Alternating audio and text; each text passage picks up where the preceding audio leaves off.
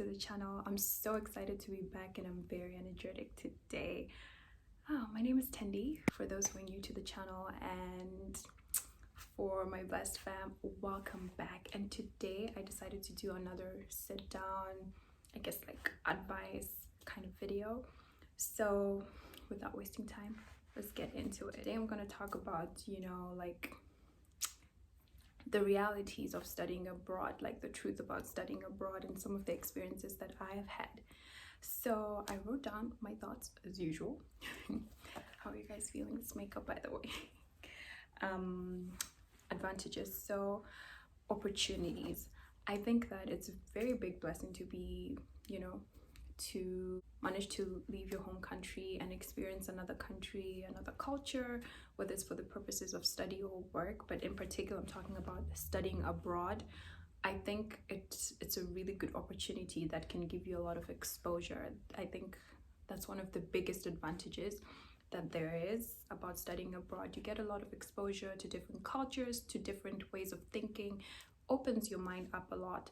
So I think that's one thing that studying abroad has done for me. It's definitely opened up my mind a lot and opened up my heart as well to how different people can be, how different cultures can be, and how beautiful that is as well. I got to learn a lot of things that I was like, oh, I wish we did that, in my own culture, and to just understand a different kind of people. I think that's one of the beautiful things about studying abroad and mixing with other people.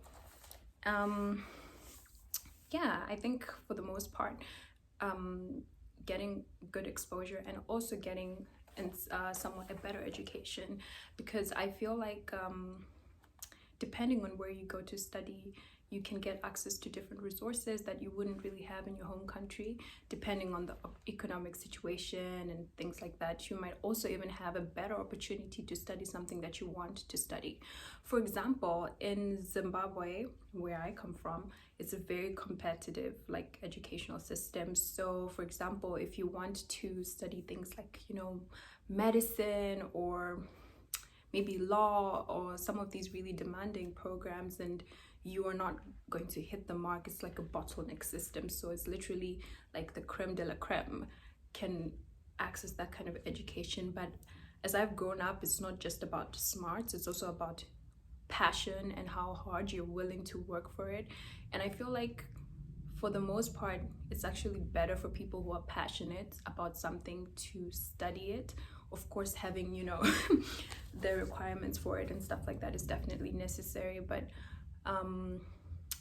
sometimes people will not have that opportunity in their home country. So go abroad, you get that opportunity to, do that degree that you always wanted to do, live your dreams, right? So I think for me, that's what studying abroad did for me. I wouldn't have been able to study medicine in Zimbabwe, and here I am, I'm actually able to study what I wanted to study and hopefully have the career that I wanted to have. Some of the disadvantages of studying abroad, career, academic aspect of things. I think one thing that I really worry about is the stigma, right?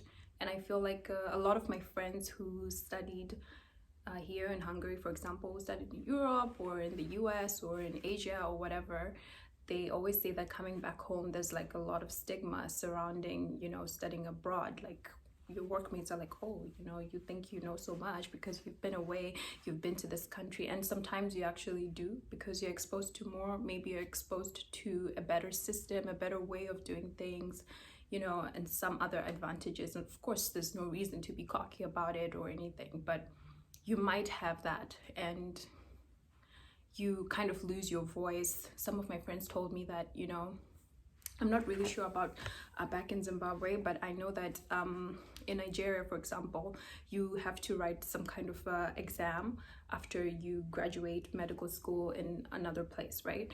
And they make this exam like much more difficult than the exam that the students in Nigeria have to take, which is really unfair. You get what I'm saying? So those are some of the disadvantages that you get, just the stigma of you studying abroad, especially obviously when you come back to your home country. So I hope that like people take it this way. If we go out and seek these resources, this knowledge, and bring it back to make our country bigger and better, it's a good thing. I don't think that is something that we should fear or that we should worry about. And it's not necessarily something that comes to taint what we have or corrupt what we have. Yeah. And then the homesickness. I do not know how to express this. There is no place like home. I remember when I was a kid, I would always want to go to my, my friend's house, my cousin's house, do the sleepovers and everything. But as I got older and I was in boarding school for all of my high school, I started to appreciate just being home. And studying abroad has made me appreciate it even more, because the homesickness, child. Besides the pressures of schooling and studying and all these things, there's also just, that need for family.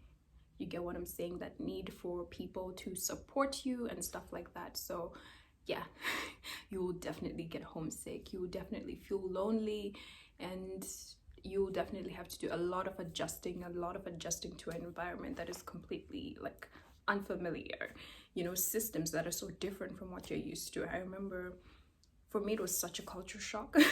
I had to learn how to use the tram. We don't have that back home. I had to learn how to use all these like little like gadgets that they have, and I'm already like not tech savvy, and I'm not coming from the most developed country.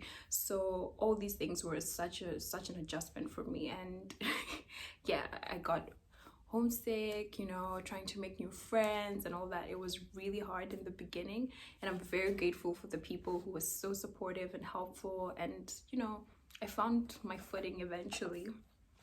And then of course there's also the exposure to the bad stuff as well, because you're just out there in an open world where I think you're not so sheltered anymore. I think I grew up very sheltered. I was never exposed to like wild partying or drugs or all these things. So I wasn't familiar with it.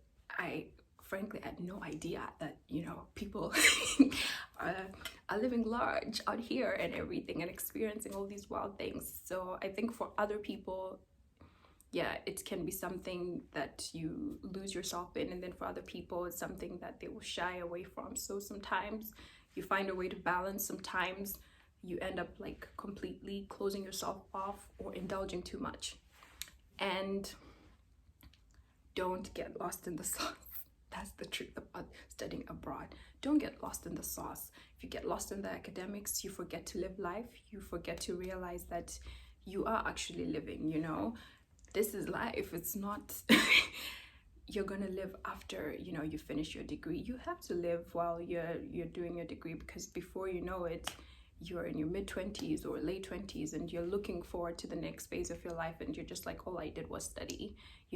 If you have the opportunity to go new places, do that. If you have the opportunity to learn new crafts or activities or experience different things, like do it. This is the time to do it, and I think that it might be your only opportunity to do it. So please make use of that opportunity if you're studying abroad. And if you want to study abroad, I think it's important to open up your mind to experience and indulge yourself in the environment that is around you, the country, the culture, the people, the language.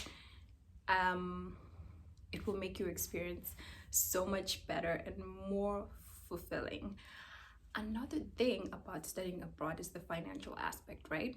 So there are other people who are, you're gonna be a mixed bag of people from different backgrounds in terms of like affluence, or you're gonna be mixed with the kids from the affluent families, the really rich kids, people on bursaries or sponsorships or all these kind of things going on, right? And then you're all together, and you're coming from different financial backgrounds. I know that for most Zimbabweans, you know, studying abroad, especially if they're being sponsored by like their families, their parents, or sponsoring their education. It's not always so easy, and there comes this whole thing that, you know, you want to come here, you want to get like a student job, you know, you want to make things easier for your parents, be a little independent. The truth is, you might not always get that opportunity, and depending on how demanding your program is, you might not even be able to just do it based off of that. So it's important to realize, you know, when it's time to just be like, you know what, I can't do this, I need to focus on this. Because sometimes, you know, you kind of end up getting lost in the sauce. You're chasing the bag, and then you forget that you're here to get the main bag is the education, like the degree that you're, you know, pursuing and stuff like that. So I think coming from Zimbabwe, there's a lot more going on than what's on the surface. And I promise you guys, no matter how glamorous people may make it look, people are not gonna show the worst parts, or the worst parts of how they are living on camera. You know, they're gonna show you the good parts, the great things, but it's not as glamorous as it looks. There's a lot of hard work and dedication to study. People are missing home. You're crying all the time because you miss your mom, you miss your dad, you miss your family, your friends from home, you know, and you're trying to get everything together. Maybe you have a job, you're tired, you have to study, you have to balance everything out. It's not as glamorous as it looks. So for those who are looking to study abroad, I think these are some of the things you kind of need to realize. And let me know, guys, if you want to know about my first time in Hungary, my first time in Europe, and my experience, you know, just as an international student, you know, a little dazed Zimbabwean girl in, I guess, quote unquote, the bright lights, you know. I'll do a part 2 or just something else, and I can tell you guys about my journey and how I ended up studying here in Hungary, if you guys are interested.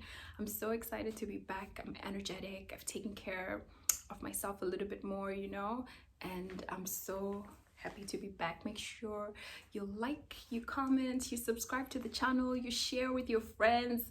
Yes, guys, like, please stay safe, take good care of yourself. Thank you so much for supporting me and watching this channel. Please don't forget to share, don't forget to subscribe, don't forget to turn on the notification bell, and be positive, make good choices, and feel free to hit me up if you have any questions about, you know, studying in Hungary or just studying abroad in general, if you're nervous about it. Yeah, take care and God bless.